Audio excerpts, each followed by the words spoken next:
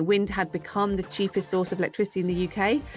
To me, it just seemed really unfair that if you were Google or Facebook or Amazon or, a big company, you could access the cheapest source of electricity in the UK direct. But me as an individual, there's no way I could do that. I haven't got the sort of might of a large corporate. So I set up Ripple as somebody that's always worked in the large scale end of the industry. It's really frustrating that, community to us should not necessarily mean small scale, and generally small scale projects are more expensive. It's all about opening up really, really good quality, large, low cost projects for individuals. Hello, everybody, and welcome back for another instalment of Transmission. In today's episode, Quentin is joined by founder and CEO of Ripple Energy, Sarah Merrick. Over the course of the conversation, they discuss how Ripple are bringing clean energy ownership to the mainstream. As always, if you are enjoying the podcast, please consider hitting like and subscribe. It really helps us to reach a wider audience. And with that, let's jump in.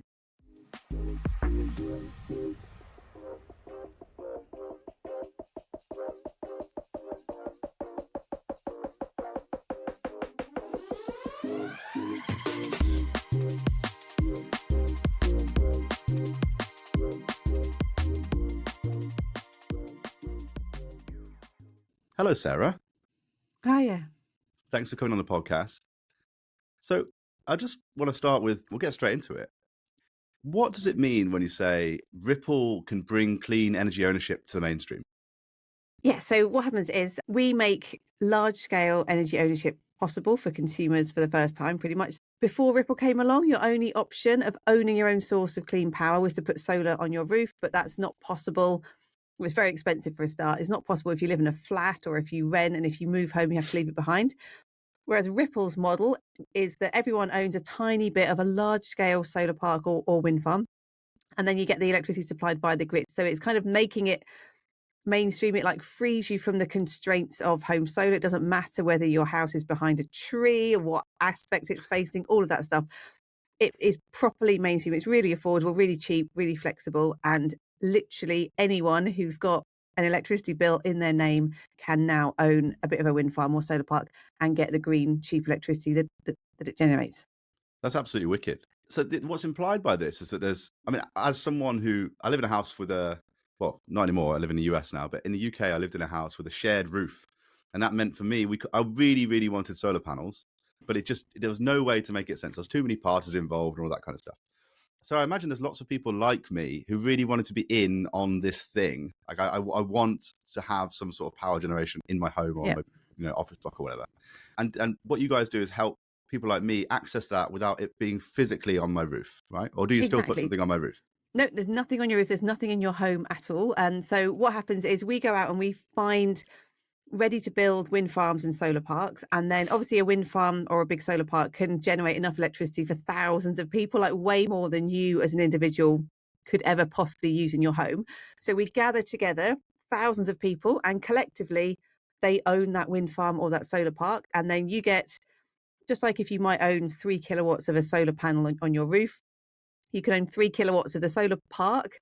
And then the power that 3 kilowatts generates gets supplied to your home via the grid, and you get savings on your electricity bill every single month for, solar parks last for 40 years, wind farms 25, 30 years. Yeah, it literally doesn't matter where in the country you are, not Northern Ireland at the moment, but yeah, it's making it possible to own your own source of clean power, even if you don't have a roof, wherever you are, basically. Wow. And so do you guys net it off on my energy bill? So if I'm a customer, we're getting straight into detail here, but we're going to talk about the founding story and what you've been doing for afterwards. But so I'm a customer and I'm with Octopus in the UK, and I want to access this thing. What's the customer experience like for me? Yeah, so we work with Octopus. So if you're with Octopus, you haven't even got to change supplier. So we're not a supplier. We partner with suppliers, but yeah, if you're with Octopus, it works, kind of thing. So basically, you just go onto Ripple's website. You decide how much, when we've got a share offer open, you decide how much of that wind farm or the solar park you want to own, depending on, you can put in how much electricity you use, decide whether you want 100% of that covered by your wind farm, 50%, 10%, whatever it is. You then buy that share of a wind farm. Typically, it's just over £2,000 worth that people buy. We go away, we build the wind farm for your solar park. And then when it starts generating, octopus would basically buy your share of the wind farm's electricity, but instead of paying the market price for it, it buys it at just the operating cost of the wind farm, which is really low, really stable for its lifetime. And then because they've bought your electricity from your solar park really cheap, they pass the saving on to you. So at the moment, members are saving 27p a unit for the first wind farm that's generating at the moment. That's because prices are crazy high at the moment. We expect it to be kind of like 8-9 pence a unit for the next few years. Yeah, you don't have to do anything, basically. What does that mean? Prices are crazy high at the moment. So at the moment, because for the last sort of 2 years with the war in Ukraine, it meant that gas prices went through the roof, and that then spilled over into the electricity market. So people's electricity bills have been 2-3 times what they normally are. But because the market price has shot up, the cost of generating electricity from a wind farm or a solar park has not increased one bit. So it means that the saving that our members get or the benefit you get by owning your own source of low cost green power is absolutely huge, because your wind farm, the costs are still the same. It's just the difference between the costs and what its operating costs are, or the market price and the operating cost. So you get massive saving on your bill. As prices come down in the market, we expect that will then mean the saving that members get will come down, but their bills will probably come down at the same time as well. So when prices are high, your electricity bill would be high, but so would your saving from your wind farm or your solar park. As prices come down, your bill comes down, and so does your saving from your wind park. So basically, it kind of stabilizes your electricity bill for the long term. And do you guys build the assets? Do you build wind or solar? So we don't have any spanners. There are there's kind of independent What a phrase. construction teams that generally turbine manufacturers come and build their turbines, and with solar you would have a third party contractor that does all that. So we don't physically build it, but we manage all of that, pretty complicated contractual interfaces and everything. So so we're the experts in renewables. So you, as somebody who doesn't know anything about negotiating turbine prices or anything else, you can still own a bit of a wind farm or a bit of a solar park, and we take care of everything for you. So everything else, you just buy your share. We go out and do the sort of hard, complicated stuff so that you don't have to. It's extremely cool. Just to take a step back for a second, Sarah, I know doing research on this, you've been involved in wind and wind turbine stuff for quite a long time. So could you just talk for a little bit about where, your energy experience, how did you get up to this point, and why start Ripple Energy? And then I want to dig even more into the detail about Ripple Energy, but I guess we should give everyone a little bit of a chance to understand who you are. So I started working in the renewables industry in about 2000, and this was back when, wind was whatever 0.2%, way less than 1% of the UK's electricity. There weren't any. Well, there was the very, very first 2 little offshore wind turbines that had just been built in the UK, like right at the start of the industry. And over that time, so over 23 years, I've seen it go from virtually nothing to more than a quarter of the UK's electricity. And so I worked for a wind turbine manufacturer and then a big renewable energy developer as well. And so my kind of expertise has been wind and its position in the electricity market. And I was also vice chair of the wind trade body.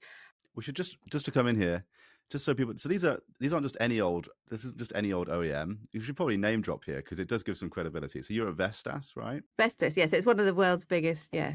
Yeah, pretty big one. And then Renewable UK, which of course most of our listeners will know as a pretty big contributor to our sector. Yeah, and then it was RES, which is one of the biggest independent renewable energy developers. So fantastic set of companies that I've been involved with. But the industry as a whole was, looking at what happens in a post-subsidy world. At this point, back in 2014, 15, wind had become the cheapest source of electricity in the UK. But the industry's kind of response was, oh, we'll sell our electricity to Google and Facebook under long-term contracts. And, to me, it just seemed really unfair that if you were Google or Facebook or Amazon or, a big company, you could access the cheapest source of electricity in the UK direct. But me as an individual, there's no way I could do that. I haven't got the sort of might of a large corporate. So I set up Ripple. Once I literally decided, I just worked out how much of a wind turbine an individual house would need to own, looked at I knew what the price of a turbine was. And then it just seemed like an absolute no-brainer. It's so much cheaper than putting, home solar on your roof. My background has always been large scale energy, large scale wind, because it's just so much cheaper. So just enabling everyone to get access to that super, super cheap power. Obviously they can't do it on their own. So we had to work out a way of how do you actually, get together thousands and thousands of people and give them the collective power of, or, buying power of a Google or Facebook kind of thing. So we do it through a kind of old school co-op, which is, it's a really good, really simple entity. So people become members of the co-op. The co-op owns the wind farm. That's how they own the wind farm kind of thing. So it took a couple of years to set up and sort of, work it through, just try and work out exactly how we make it happen. But yeah, I've got fantastic teams. An ex-colleague of mine from Res, another guy as our CTO. So yeah, had a fantastic, really early team, and yeah, together we just made it happen. And how big's Ripple Energy now? Well, how long have you been doing Ripple Energy? Full time since late 2017. But I mean, a lot of that was, me in my kitchen kind of thing. So yeah, so properly kind of 2018, and then we did a crowdfunding round in 2019, and that's when we kind of started hiring people. But there were 3 of us working on it before then, and yeah, so from 2017 basically. So it does take a while. These are long-term things to get up and running. And is it mostly wind? Is it all wind? It's not all wind. No. So it's all, we're kind of technology agnostic so our requirements are mature, low cost, fuel-free renewables. So we've got 2 wind farms. One wind farm's operational, one wind farm is under construction. We've launched a solar park this year. That's our biggest project so far. We're about to launch another project in the next few weeks. So yeah, it's wind or solar. We've looked at hydro even, but hydro is kind of a different, it's a 90-year asset. It's really, really long. It's kind of a bit different. But yeah, any fuel-free, mature, with a low technology risk, but no fuel, because, one of the big benefits is, we know how much it's going to cost to generate electricity from a wind farm for the next 25 years. Same with a solar park. As soon as you introduce a fuel, whether that is biofuel or whatever, you've got fuel price risk. You don't know what the cost of generating electricity from a biomass plant is going to be in 5 years, let alone in 25 years kind of things. So you then haven't got that price stability that you have with a fuel-free source. So yeah, any fuel-free source that's low technology risk and low cost is a kind of key for us. Just want to get my thoughts together here, because I'm going to ask what feels like a bit of a difficult question, but you would have answered it a million times. So our job in the energy transition is to allocate capital as efficiently as possible to the lowest carbon fuel sources or energy sources, how is there not already a way where this already happens on a large scale, right? So surely economies of scale means that big offshore wind should be the lowest cost producer, as a marginal unit term. And therefore, the game here is big multi-billion pound projects which bring the cost in pound per kilowatt hour down. And what we need to do as a collective is procure that through the existing channels of the market, right, with existing suppliers and generators. So why is that not the case? Obviously there is already loads of, there's loads of offshore wind, there's loads of onshore wind and solar being built. It's just that generally, if you have prices increasing, the owners of that wind farm or solar park will get higher prices because the market price has increased. End consumers just sit at home, they have to pay whatever bill lands on their doorstep. So by enabling people to collectively access, by directly and genuinely owning those large scale projects, they get access to that themselves. So yeah, it's kind of, obviously there's loads of community energy projects, but they tend to be very small scale. And, as somebody that's always worked in the large scale end of the industry, it's really frustrating that community to us should not necessarily mean small scale, and generally small scale projects are more expensive. It's all about opening up really, really good quality, large, low cost projects for individuals. But obviously you have to get to a certain threshold, because, if you've got a 50, 100 megawatt wind farm, you need to have tens of thousands of people together to be able to collectively own that. You can't do it, with a kind of local offering. So yeah, it's all about kind of leapfrogging the kind of economies of scale of low community or traditional community, geographically local community is always going to be constrained to smaller scale projects. So we want to go big, Yeah. get thousands of people from all over the country. You know, we've got a grid. Let's just use it. There's no need for energy to be local. Everyone's connected to the grid. All the power stations, you know, wind farms and solar parks are connected to the grid. Let's just join it all up and kind of use it. You don't need to have energy being very, very local. And by having a kind of, you know, a really simple offering, it doesn't matter where you live in the country, it doesn't matter how much you own, it's all fully proportional. It just works. It's really simple. People can get it. You're not, you know, we're not constraining ourselves to people in a certain location.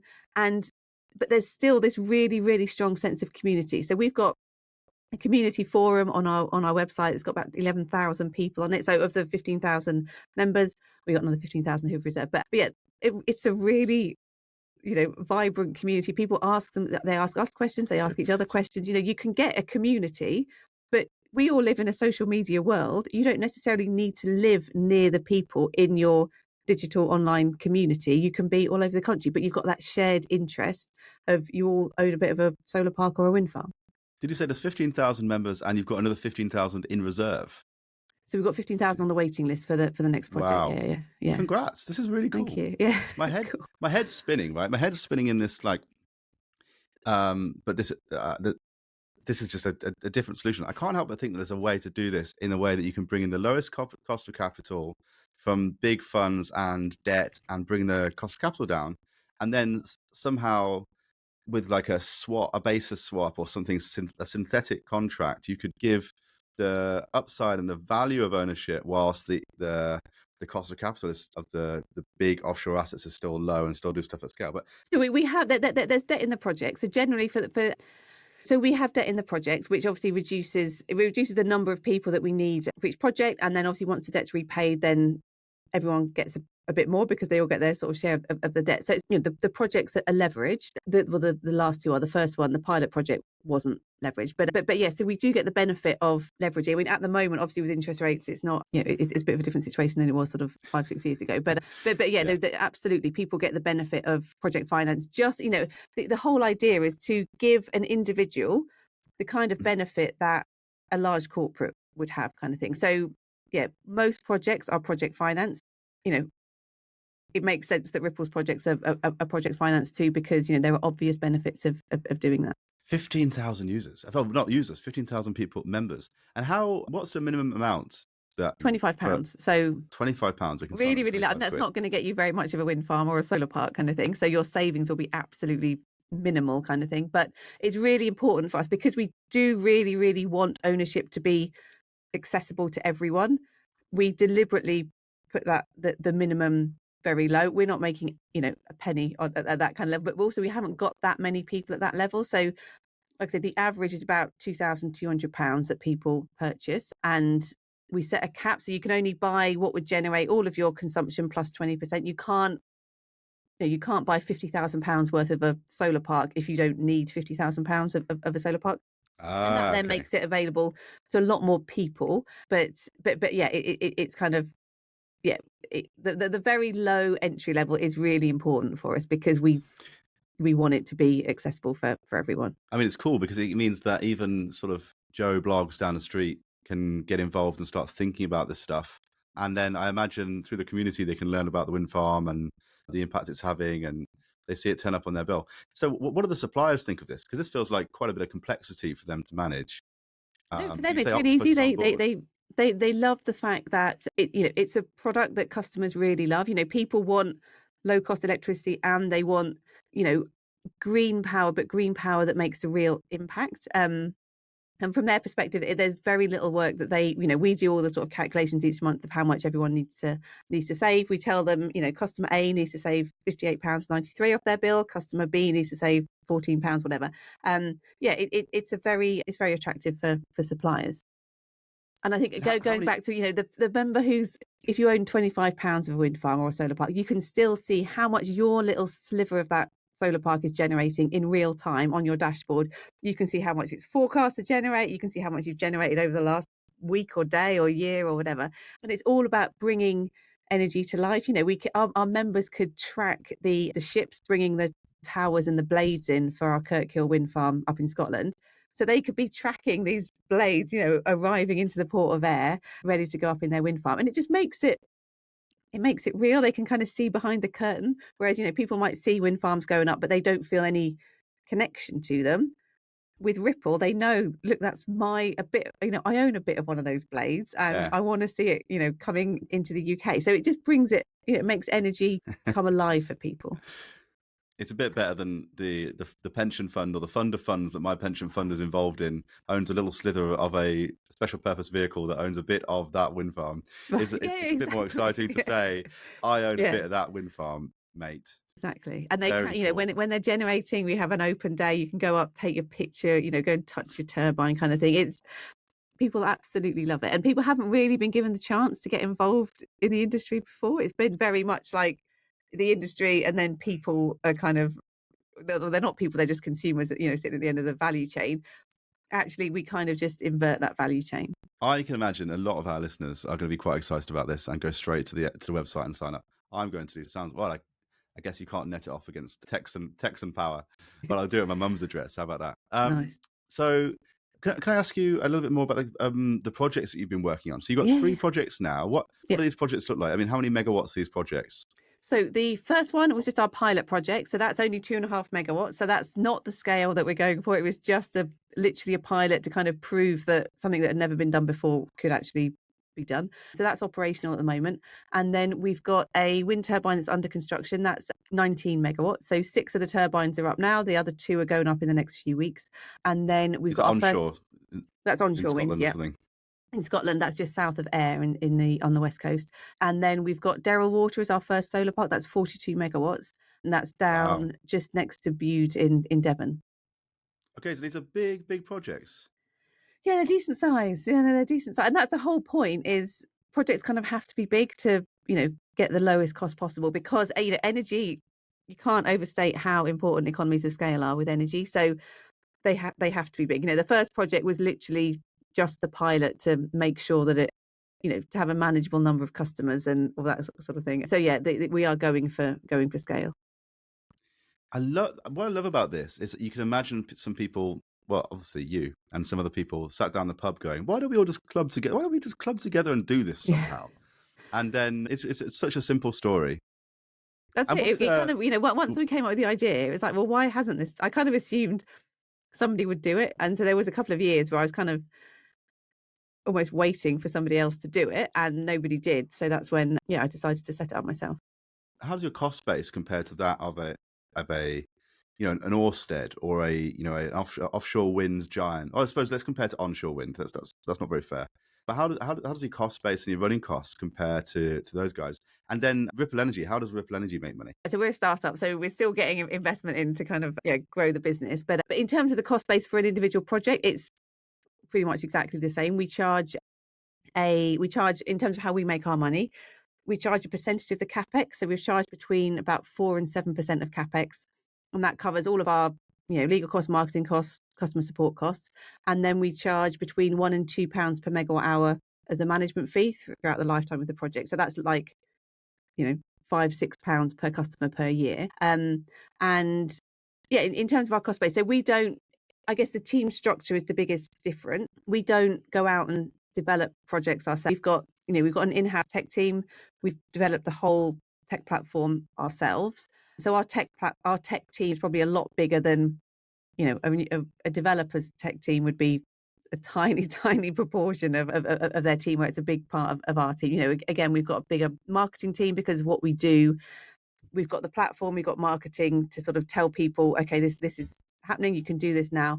Legal team, our projects team is just 3 people, so it's only 10% of the team is actual people working on the project. So it's more about the different focus of what we do, because we are much more, we're the ownership platform that brings together projects with people.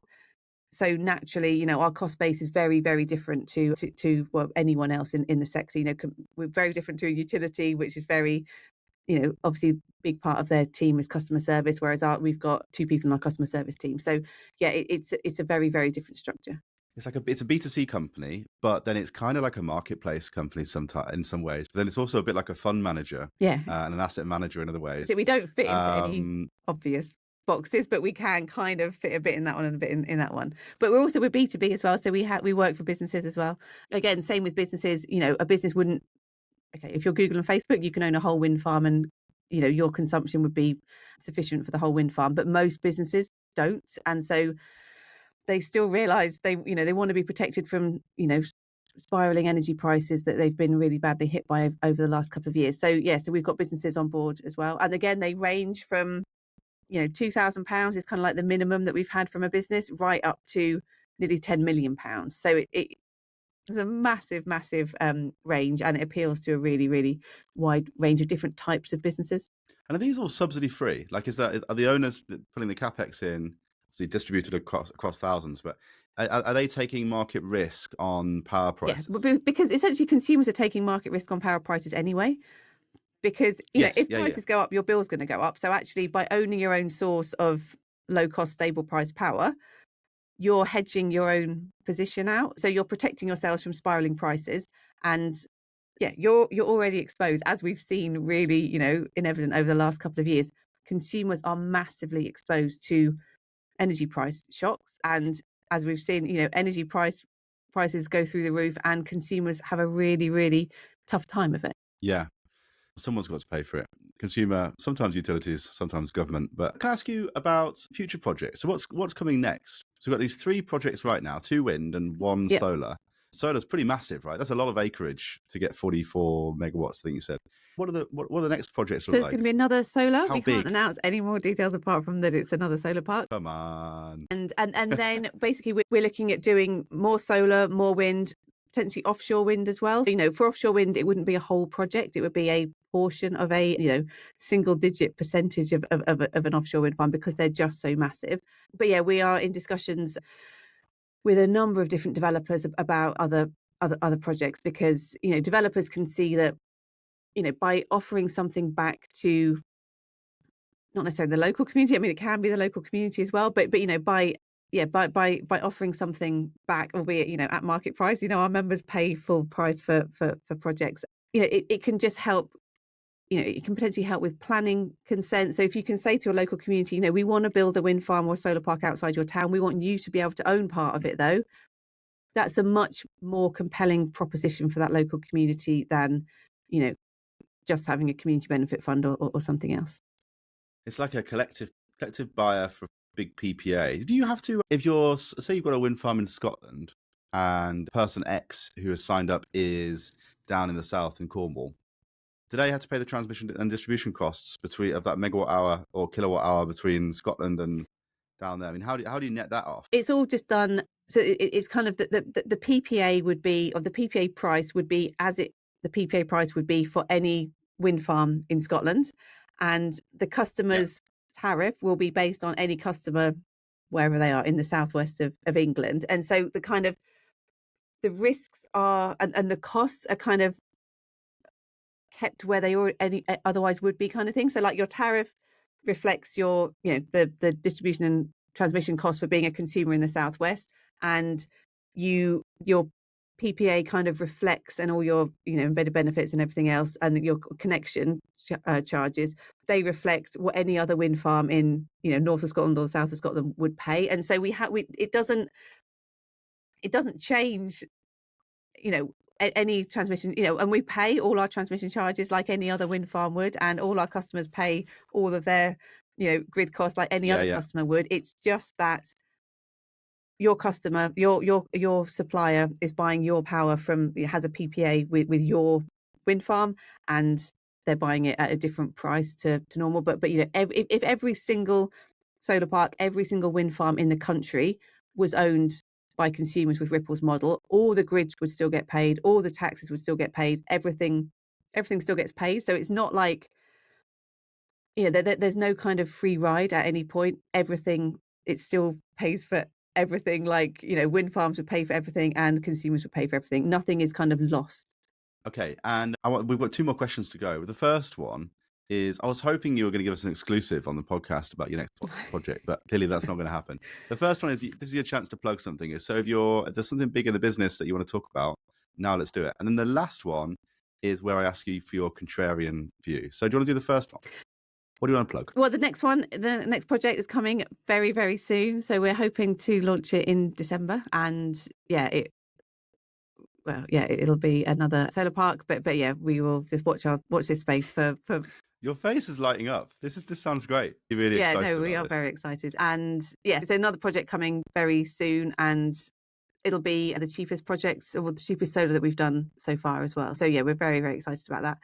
And I guess my contrarian view would be, it's about community and the idea that community energy has to be geographically located or just based on a physical geography.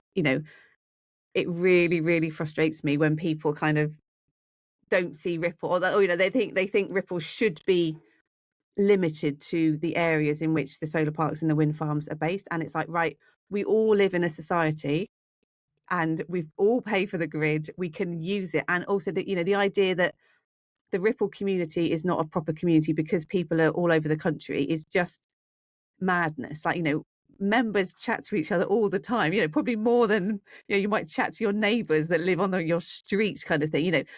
People are involved, they're really, really engaged, and it is an absolutely thriving community. And it's just about, people need to change their view of what community energy is. Like, you can, we live in a digital connected world, and communities are just different now, but it doesn't mean there's less community spirit or people don't feel, a sort of cohesive group of people. It's absolutely community energy, but it is a community of people with this shared amazing thing that they're all doing together, and that is a really brilliant feeling. So yeah, so my contrarian view is very much about what is and what isn't community energy, because times are changing, and our view of how things are done in the community energy world just needs to really change, and that's what we're all about. Are you on Reddit? No, we're not. No, I don't. Use Reddit. A great example about how you can build a big fan of Reddit. Great example about how you can build an amazing community and never be. Yeah. I mean, with people all around the world who have never been in the same room. Yeah, it is a magical thing to build. You're on your platform. Is there a Yeah, message board? exactly. So we've got 11,000 people who they chat to each other, they comment on whatever, they ask each other, and they ask each other questions about solar parks, wind farms, but also, I'm thinking of getting an EV, or I'm thinking of putting a heat pump in. Has anyone else got a heat pump? And they can share their experiences, share their stories, ask us direct questions. It is a real community. There's Facebook groups. There's people who, even if you've got an EV and you're one of our members, you can get a sticker saying, my car's powered by my wind farm. If people see each other with their stickers, people are really proud of what they've done. They love the fact that they've done it with thousands of other people, and it's something that's really, it's a really cool thing to be involved with, and people rightly want to share that and want to tell people about it. So yeah, it is absolutely a really, really thriving community. You should start a festival at one of the solar parks. You should do a festival one year and get everyone together in person. All right, Sarah, I want to say a massive thank you for taking the time to talk to us today. What you guys are building is awesome. Absolutely love it. We're going to put a link in the show notes. So if you listen to this or you watched it and you want to get involved, head to Sarah and the Ripple team's site and get signed up. Yeah, you said there's a waiting list. What does that mean in practice? So it means people have paid they paid £25 to be sort of first in line for the next project. And we found that getting people to pay money for that, psychologically at that point, they already own a little bit of a wind farm or a bit of a solar park. And, I've had friends and other people come up to me and say, oh yeah, I've paid my £25, I'm in your next project. And it's like, right, we haven't opened the project yet. You're not quite in it yet. But, they really feel from that point on, they are committed to doing it, and they feel part of it. And then we've also got another, I can't remember, 12 or 13,000 people who haven't paid their reservation fee, but they're kind of just on the email list as well. So yeah, people really, really feel part of it once they've, got their credit card out. Get your credit cards out, guys. 25 quid to get on the list. And then it's just deducted off the cost. It's not like you don't lose the money. It gets deducted off the cost when you buy your shares. All right, wicked. Thanks, Sarah, for joining us, and good luck. And you'll see my name or my mum's name on your... Thank you. Cool. Take care. Bye-bye. Bye.